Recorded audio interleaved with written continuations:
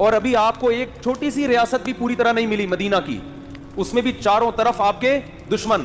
مسجد نبوی جتنی بڑی ہے نا اب, پورا مدینہ نبی کے دور میں اس سے چھوٹا تھا.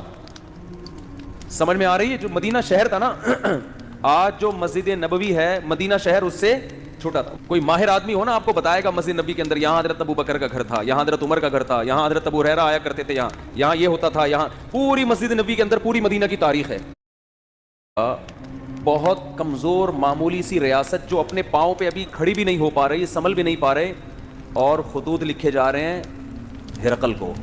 ہے بھائی, خطوط کس کو لکھے جا رہے ہیں؟ بڑے بڑے ملکوں. اس وقت ایسے جیسے رشیا, امریکہ اور برٹش, ان حکومتوں کو خطوط لکھے جا رہے ہیں. اس میں کیا کہا جا رہا ہے؟ انی رسول اللہ علیکم جمیعا, مجھے گاڈ نے میسنجر بنا کے بھیجا ہے کہ اس کی طرف.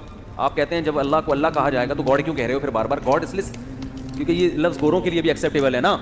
گاڈ کو تو وہ بھی مانتے ہیں نا, اللہ کو نہیں مانتے, گاڈ کو تو مانتے ہیں نا, تو اس لیے میں گاڈ کا لفظ استعمال کر رہا ہوں. اب میں آپ سے ایک بات عرض کر رہا ہوں کہ دنیا میں اس سے بڑے سفیر کی کوئی مثال مل نہیں سکتی, جو دعویٰ بھی کر رہے ہیں اللہ کی طرف سے تمام انسانوں کا رسول, اور اس دعوے پر عمل بھی کر کے دکھا رہے ہیں. بڑے بڑے بادشاہوں کو خطوط لکھ رہے ہیں. بعض بادشاہوں نے جب آپ کا خط دیکھا تو اسے پھاڑ دیا.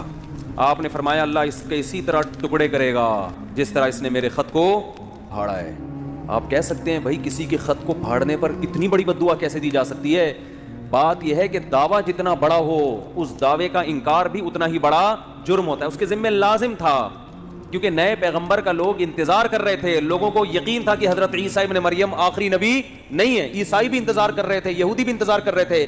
ایسے موقع پہ اگر کوئی دعویٰ کرے تو دعویٰ سنتے ہی اس کو پھاڑ ڈالنا یہ اللہ سے دشمنی لینے کے مترادف ہے. اس لیے رسول اللہ صلی اللہ علیہ وسلم نے فرمایا لا يسمع بی احد من هذه الامه یہودیا کان او نصرانیا ثم لم یؤمن بالذی ارسلت به الا دخل النار. فرمایا میری پوزیشن یہ نہیں ہے کہ کوئی میری دعوت سنے, اس کا دل چاہے تو مان لے, دل چاہے تو نہ مانے. نا نا نا نا نا نا.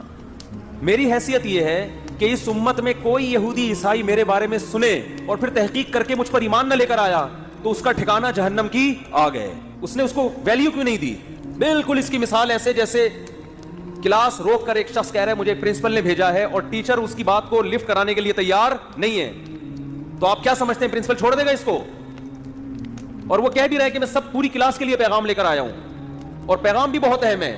آج لبرل لوگ اعتراض کرتے ہیں نا, یہ کیا بات ہے محمد صلی اللہ علیہ وسلم پر کوئی ایمان نہ لے کر آئے تو جہنم میں جائے گا. اتنی سی باتوں پہ جہنم, یعنی وہ کہتے ہیں نا یہ لوگ ذرا سی بات پہ کہاں پھینک رہے ہوتے ہیں جہنم میں ڈال. بھائی اتنی سی بات ہے نہیں, کیونکہ دعویٰ یہ کہ مجھے خدا نے بھیجا ہے. اب آپ کے ذمے ہے کہ آپ تحقیق کرو کہ یہ اپنے دعوے میں جھوٹے ہیں یا سچے. آپ اس کان سے سن کے اس کان سے نکالنے کا آپشن آپ کے پاس ختم ہو گیا. ابھی آپشن نہیں ہے آپ کے پاس کہ ادھر سے سنیں اور ادھر سے نکال دیں گے یار یہ مسلمانوں کے مذہبی معاملات ہیں, چھوڑو. آپ کہہ سکتے ہیں کہ کیا دلیل ہے آپ کے پاس کہ محمد ابن عبداللہ صلی اللہ علیہ وسلم اس دعوے میں سچے تھے؟ کیا دلیل ہے آپ کے پاس؟ ہم کہتے ہیں 1400 سال پہلے جو آپ کی نبوت کے برحق ہونے کے دلائل تھے وہ تو تھے, وہ لوگوں نے اپنی آنکھوں سے دیکھے. 1400 سال کے بعد جو آپ کے برحق ہونے کے دلائل ہیں وہ پہلے سے بھی زیادہ ہیں, وہ اس سے بھی زیادہ ہیں. اگر خدا محمد صلی اللہ علیہ وسلم کو میسنجر بنا کے بھیجتا اور یہ نہ کہتا کہ یہ آخری پیغمبر ہیں, تو خدا کے ذمے محمد صلی اللہ علیہ وسلم کی تعلیمات کی حفاظت بولو نہیں. اللہ کہہ دیتا کہ ان کی تعلیمات جب مسخ ہوں گی تو میں دوسرا پیغمبر بھیج دوں گا. خدا نے محمد ابن عبداللہ صلی اللہ علیہ وسلم کے بارے میں 2 دعوے کیے, یہ میرے میسنجر ہیں اور لاسٹ میسنجر, ان کے بعد کوئی نبی نہیں ہے, کیونکہ ساری دنیا کے سارے انسانوں کے لیے.